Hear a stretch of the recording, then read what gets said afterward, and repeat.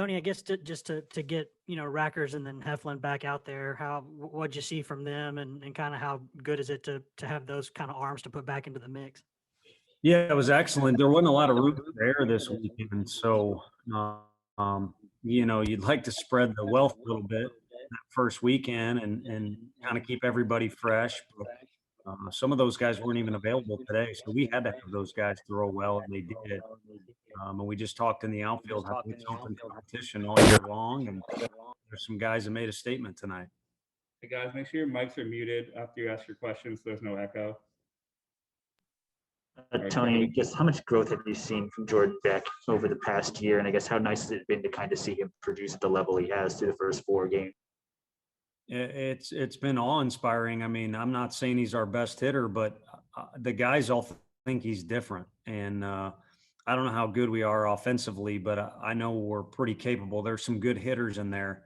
So when there's one that kind of stands out, not just to the coaches, but to the guys that are older and have seen some really strong hitting in the teams we play and some strong performances from guys like Alaric or Andre, and they think he's different. And he's been gifted with a pretty physical body, but he's put in an awful lot of work in the cage and on the field and in the weight room to turn himself into what he is. And then naturally, I think he's just kind of matured. I heard him mention earlier, it's way different being a sophomore than it is a freshman, but he through relentless work ethic, he's made himself into what he is. And I'm just glad he's on our team. All right, next we'll go to Ben and then Ryan and then Wes.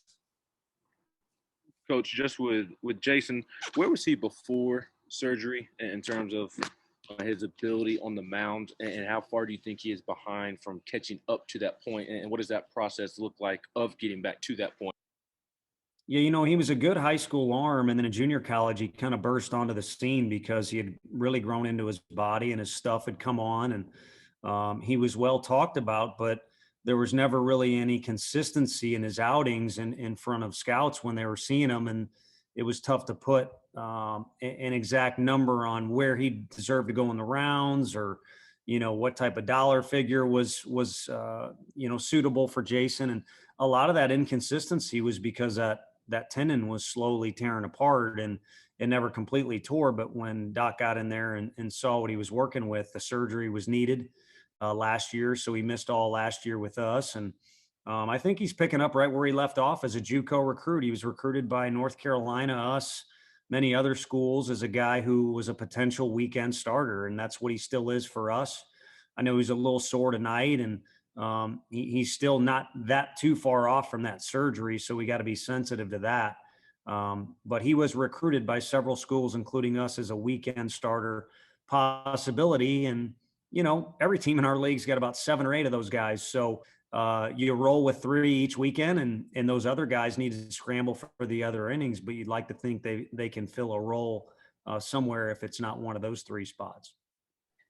Were you concerned with the 45 strikeouts on the first weekend? And if so, how encouraging was just 7 today in a game with a lot of at bats?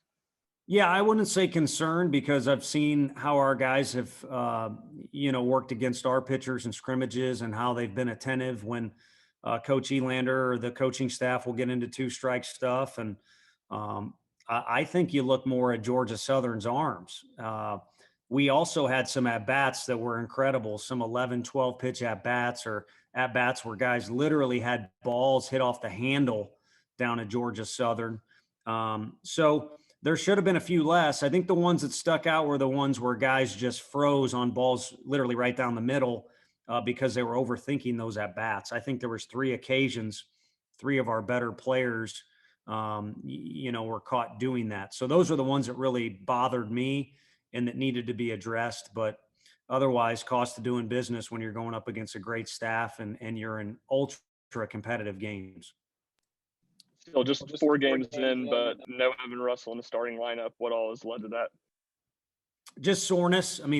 Literally, Jordan Beck was talking earlier about how much extra work he's put in with Coach Elander. Some of those guys almost go to an extreme. We've got to tame down Connor Pavoloni and Drew Gilbert, and Evan Russell has swung himself into some soreness in his wrist. And it's kind of one of those things every time it feels better and we throw him back in the mix, it's 2 step forward, 1 step back. So really what we want to do is just get in the clear so we don't ever have to worry about it again. But he's had some tendonitis and soreness in his wrist just from over swinging, according to our medical staff. And I think that's something it's a blessing when you got to manage it with the hitters as a whole. But it's certainly a curse when it ends up keeping one of your guys from being in the lineup.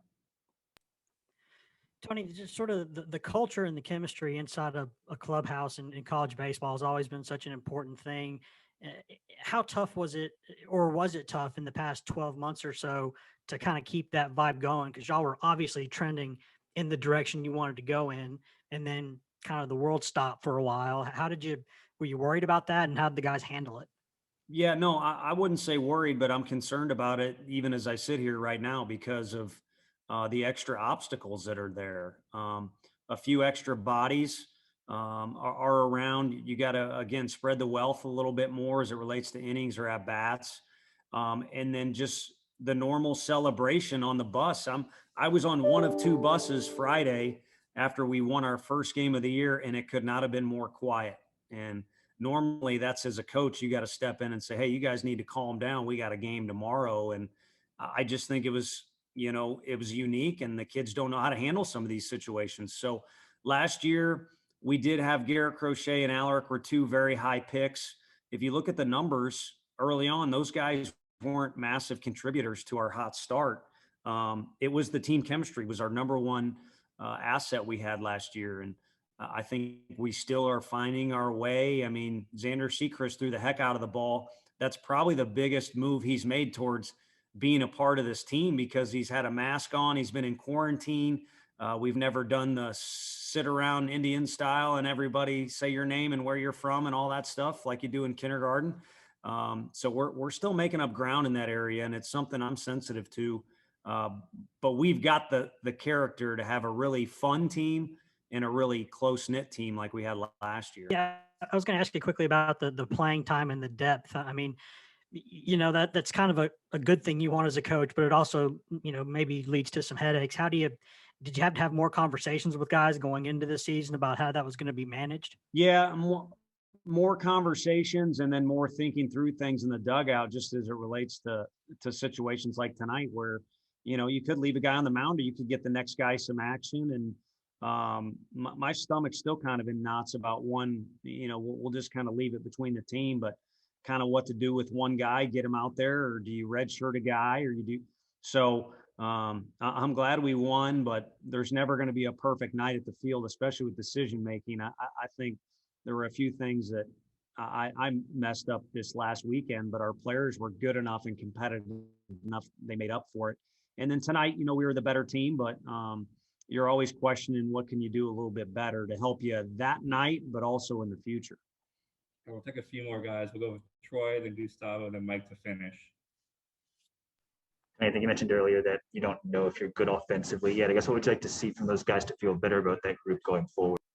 Yeah, no, I think we're good. I'll tell you what, it takes a lot for me to tell a group that they can swing it or something like that to that effect, or on the radio to say we can hit the ball a little bit. And we can do that. So I just don't know how good we are, relatively speaking. I think if you look at I didn't look at any scores. I just kind of heard rumblings that there were some mid-major wins. And then we go down to Georgia, and it wasn't University of, and it wasn't the ACC school. It was Georgia Southern. And I'm not so sure they couldn't fit right in with our conference this year with what they've got. So, and I'm not just hyping them up or complimenting them. It's all through college baseball. There's a ton of talent because of the draft being shrunken down last year and seniors coming back. And so I would say more how good are we compared to what else is out there? Our league's always a monster. It's going to be even more so. And then every team we play is going to be good in some aspect or another. Those guys hit the ball all over the park tonight that we played. So where do we really fit in offensively, I think, is the main question. But they've shown me a lot. All right, Gustavo, and then Mike to finish. Coach, take me to the bottom of the eighth. You guys scored 11 runs, something that you guys haven't done in like 2 years. What are your thoughts went through that bottom of the 8th inning. You guys kept competitive and scored 11 runs. Just keep getting the next guy to the plate, that's the theme when you're down 3 or 4 runs, get the next guy so we can make a comeback. But for tonight, it was, there were some guys making their first college appearance, and it was just keep it rolling. So guys keep getting repetitions and getting plate appearances is what my thought was. And I think you saw some guys really relishing in the opportunity that they had to get up to bat and hit. I mean, a guy like Cortland Lawson, his first college at bat, clearly locked in. But also you saw some guys like Logan Steenstra, where it was not his first college at bat, but he needed 2 or 3 to just kind of settle down a little bit. And ultimately, I know you're talking about the end of the game, but that brings me back to the first inning. A guy like Kyle Booker was incredible. I mean, I was worried about his emotions running too high. He makes an incredible Sports Center catch in center field, and then probably hits a double or a triple, maybe even a home run if the wind is blowing differently in his first at bat. So, different guys handle those situations differently, but it's nice to get the first couple of repetitions out of the way. Tony, obviously we didn't get to talk to you after the weekend, but what did you like about your trio of starters? And then with Leith, did you anticipate him going that long in a game, or was that just kind of a circumstantial thing? Sure. They're all different. I mean, Chad Dallas, I like the way he competes, but what is the X factor is the way the guys compete around him. For whatever reason, they respond to him. I like the fact Blade Tidwell threw well enough to give us a chance to win, but he didn't throw nearly as well as he's capable of. And I love that Elijah Pleasance gave us a solid start, gave us a chance to win as well, but overcame adversity when we did not play very good defense behind him. So those 3 guys, even though, Chad could have went deeper into the game, everybody could have done something a little bit more, certainly gave us a lot to be excited about. And then also with Jackson Leith, I mean, he's a guy who's built to start. He could close, he could start. He's a swing man for us like he was last year. I think the fact that the fall wasn't available to him because of the tonsil thing, it made him better mentally, and he was able to work at some weaknesses. So I know he's a better pitcher than he was last year, but going in with that theme of not throwing a lot, we just decided to kind of keep him in that Swiss Army knife role to start our season. And then I believe it'll work itself out by SEC play, where exactly he fits in. And is it short outings or a long one like last weekend? All right. Thanks, everybody. Appreciate your time. Thank you. Thanks, guys. Good to see you on computer, at least.